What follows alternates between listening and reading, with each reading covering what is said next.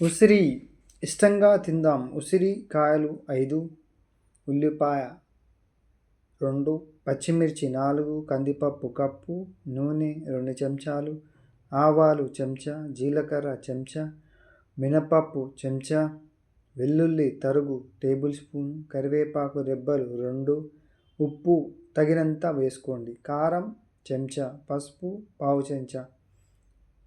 తయారీ విధానం: స్టవ్ మీద కుక్కర్ని పెట్టి కడిగిన కందిపప్పు, కొన్ని ఉల్లిపాయ ముక్కలు, కడిగిన ఉసిరికాయలు వేసి సరిపడా నీళ్లు పోసి మూత పెట్టాలి. 3 కూతలు వచ్చాక స్టవ్ని కట్టేయాలి. పప్పులోంచి ఉసిరికాయల్ని విడిగా తీసుకుని ముక్కల్లా చేసుకోవాలి.